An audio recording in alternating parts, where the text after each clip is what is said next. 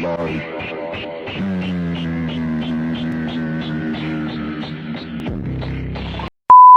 يا شباب، عاملين ايه؟ حاسس ان انا بقالي كتير ما قلتش في الفتره دي، بس صدقوني يا جماعه مش بمزاج، انا عندي امتحانات. حاسس ان محدش مهتم اصلا، بس ماشي انا نخش في موضوع النهارده على طول.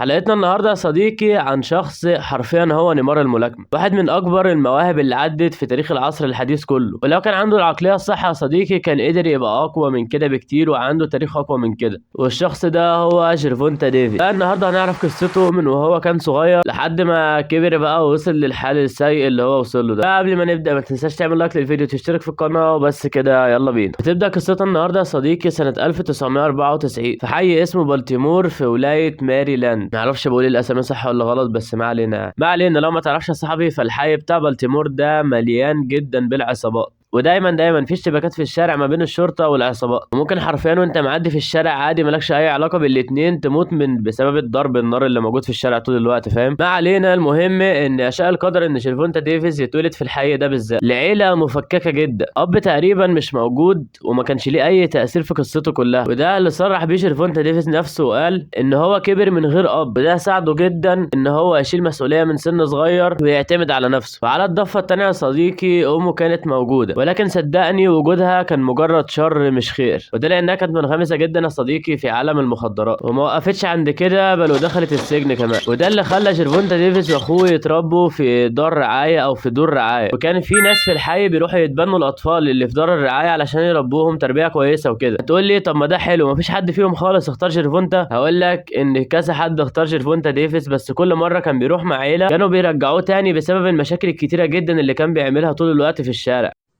اطلع بره، اطلع بره. وبرضه بسبب العنف على الاطفال اللي في البيت. يعني انا مش متخيل البجاحه بتاعته بصراحه. يعني تخيل اجيبك اربيك في بيتي تروح ضريب لابني مثلا، فاهم؟ او ابن عمه. طب لما يصحى قولوا اردخان عدى عليك وساب له يلا يا عم الحاج، يلا يا عم الحاج، احنا ناقصين لبخه في الكلام، ناقصين لبخه. او ابن اخويا مثلا، فاهم؟ فكان كل شويه صديقي كل ما عيله تتبناه يرجعوه تاني بسبب العنف اللي كان بيعمله. فضل كده فتره كبيره من الزمن رايح جاي على الدار. بعد فتره من التنقل والترحال اللي هو كان عايشها واخوه دي، جدته قررت ان هي ترفع قضيه، وكسبت بالفعل الحضانه بتاعتهم هما الاثنين. بس صدقني يا صديقي المشكله بتاعت جيرفونتا لسه ما اتحلتش، لان هو برضه كان عنيف جدا وبيتخانق كتير جدا في الشارع، لدرجه ان في اشاعات او اخبار بتقول ان اهالي الحي كانوا بيشوفوه وهو عنده 13 سنه بيتخانق مع ناس عندها 17 سنه، وهو عادي مش خايف. الموضوع كانه الناس اللي يجيب عيش وجاي، فاهم؟ يلا بدل ما مد جيلي عليك الليلة ما تهزر.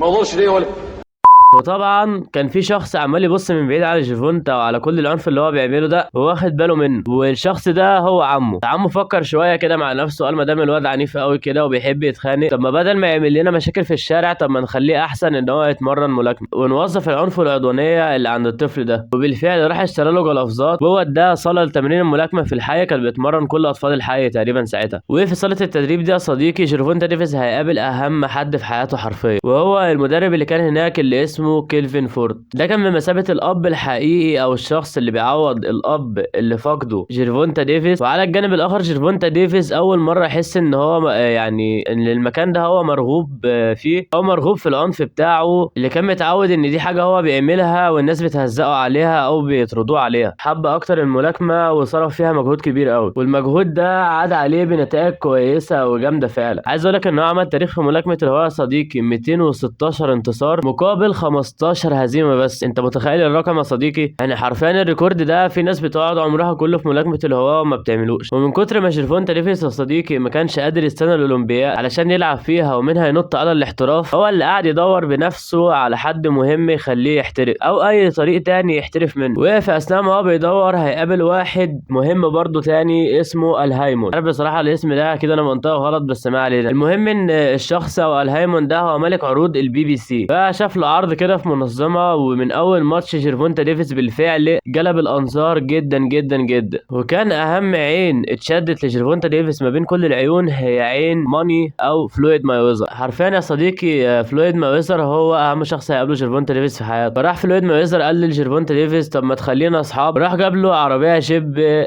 كهديه او كعربون صداقه. يعني لو حد عارف حد بيعمل كده هنا جدعان كلمني اروح اصاحبه عشان يجيب لي عربيه جيب.